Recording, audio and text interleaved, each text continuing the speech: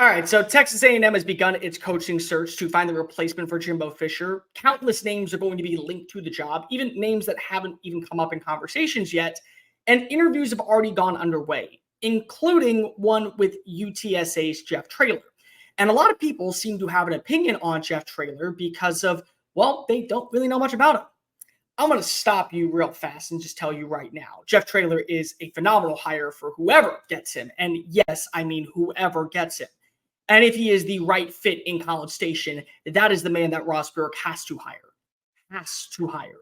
If you are new, welcome into the channel. My name is Cole Thompson. I'm a radio show host based in Houston, and I talk college football daily. I love talking college football. You seem to enjoy college football. So make sure you smash that subscribe button down below. Tell your friends, your family, your sister, your brother, your mortal enemies, your best of bros, Aggies everywhere about this channel.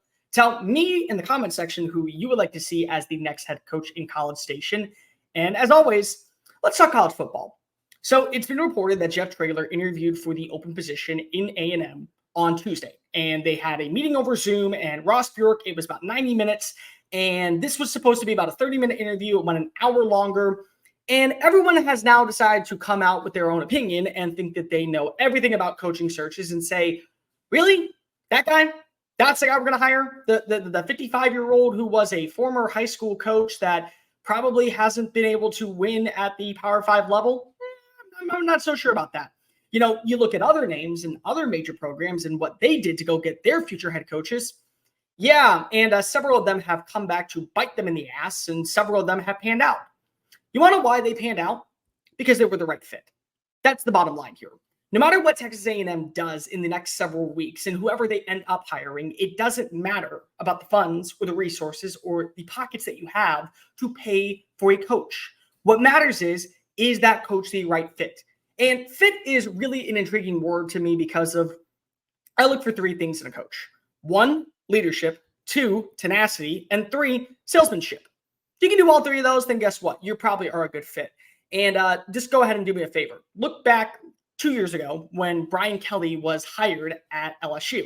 So Brian Kelly is a guy from New England. He spent most of his tenure throughout his coaching career either in the Northeast or in the Midwest and never really spent time developing relationships down in the South. And a lot of people thought, well, why would we go after a coach who does not know about our culture, who does not know anything about the relationships built in Louisiana, who says words like my family, I have a nice old thick Southern accent and all this good old Levens.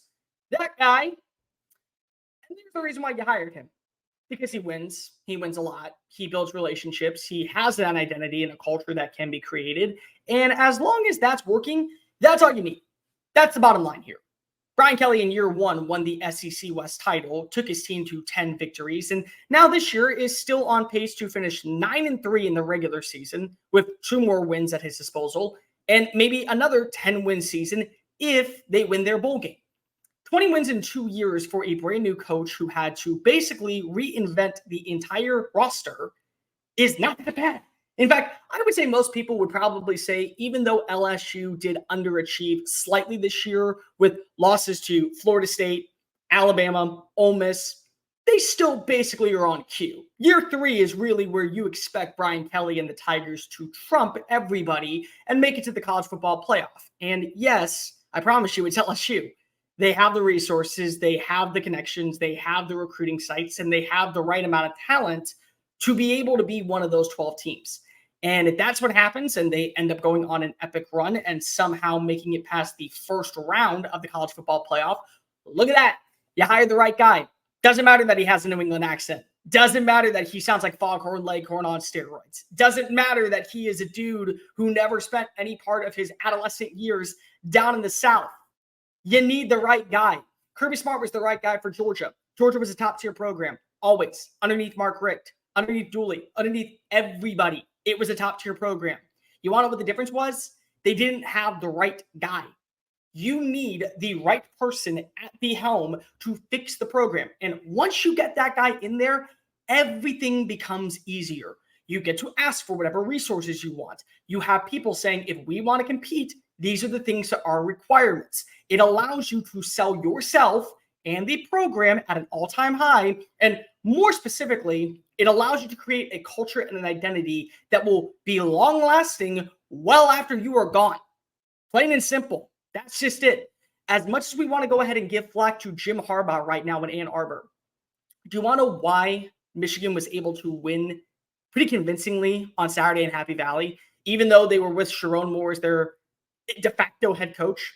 It wasn't because of, oh, they were a better team. They were, but it was because they had a better culture. It was because of they were more prepared for this. Teams in November that are playing in these type of hostile environments and are able to run the table and literally run it down your throat are the ones that are adapted to the culture of the coach. And that's what Jim Harbaugh has implemented. That's what Ryan Day has implemented in Columbus. That's what Nick Saban has implemented for 15 plus years in Tuscaloosa. It's what Kirby Smart has implemented in Athens. It's what Dabo Swinney for years implemented in Clemson. Dabo Swinney was a wide receivers coach.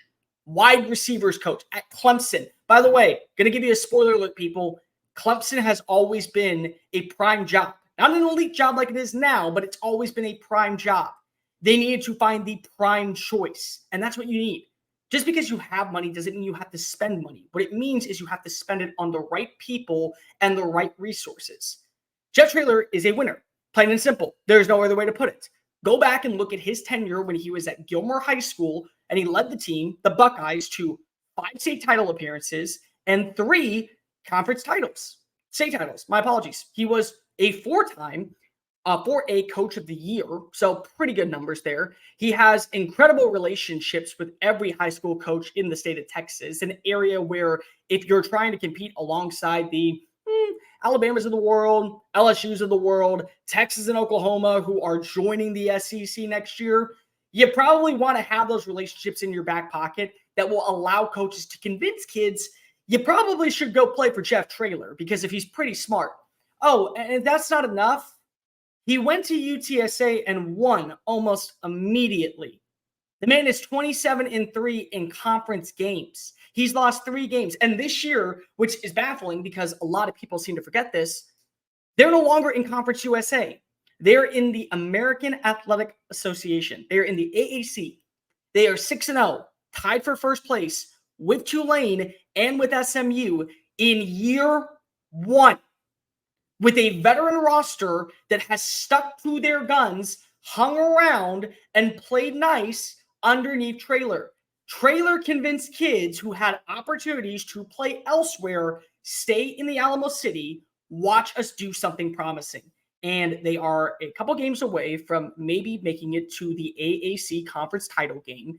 They're a couple of wins away from potentially still being a dark horse to represent the New Year's 6 bowl bid. And Traylor is a coach who has won 2 Conference USA titles, and in his grand scheme has gone 37-13. If that's the right guy for the job, that's the right guy for the job. If Mike Elko at Duke is the right guy for the job that will bring the best version of Texas A&M to the front lines alongside Alabama, Florida, Georgia, LSU. Oh, don't forget Texas and Oklahoma. That's the guy you hire. You don't need to spend money if money is only going to cost you more headaches. What you need is to spend it on the right person. When Georgia wrote a check to go get Kirby Smart, they wrote a check to get the right guy. When they wrote a check to get Nick Saban out of the NFL and back into college football, they wrote it for the right guy. When Jim Harbaugh finally made the jump back to college, he went to his school because he was the right guy. I can only say this until I'm blue in the face. Just because you have money doesn't mean you spend money. Perfect example.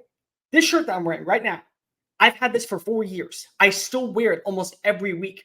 Why? Because of, even if I have money, I don't want to spend money. I like what I have. I like my style. I like my demeanor. Guess what? If that's what works for me and I'm successful at it, I'm going to continue to do so. And that's what Ross Burke has to do. You don't just need to go out and hire a big primetime candidate, which, by the way, he still could if it is the right candidate. Give a bunch of money, and then watch that money float away into the sunset where you have another $1 million buyout, and probably you're also firing up your resume to become an athletic director elsewhere. Because if you swing and miss on a major contract with Jimbo Fisher, and then swing and miss a second time on this guy, you're not sticking around much longer in College Station. So plain and simple. if Jeff Traylor is the right coach for Texas A&M, and Texas A&M is a tier 1 job. In my opinion, Texas A&M is a top 10 job in America because it's man-made. Literally, they have sums of pockets made from the rich oils of America, and everywhere that you look, if you want something, boosters will pay for it. If you want the right players, they will get you. Everything is already in place for Texas A&M to be successful, especially in the early stages of a brand new era of college football. People forget it's not just a 12-team playoff. It's expanded conferences. And next year in the SEC, there are no divisions. It's simple. Win, you're in Atlanta. So you want to be in Atlanta year 1, hire the right guy. If it is Jeff Traylor, that's the guy you need to hire. If it is Mike Elko, that's the guy you need to hire. If it's some guy that hasn't even been named, and yes, I can promise you, there are candidates out there that are going to find their way into this coaching search because they realize, state tax income, not that big of a deal. Big time state with big time recruits. One of the largest stadiums in America. Oh, and I'm on the pedigree of the SEC. Yeah, they're going to be pretty interested in the job. It's about the right guy. And if Jeff Traylor, whether or not he comes from Podunk, UTSA, by the way, San Antonio, 7th largest city in America, so don't call it Podunk. If that's the right guy, that's the guy you hire. Plain and simple at the end of the day. It's all about culture fit. And at the same time, here's the main culture. Do you win? Do you win a lot? Do you win everywhere? And are you good at selling yourself? Jeff Traylor checks off a lot of boxes in those big cases. And he may even check off more than I haven't even named yet. Just hire the right guy if you're Texas A&M. Then you prosper. Hey guys, thank you so much for watching that video. Don't hit the X button yet. Make sure you hit subscribe to keep up with all of our daily content found on Just Saying It and anything else that we post on this channel. Bye.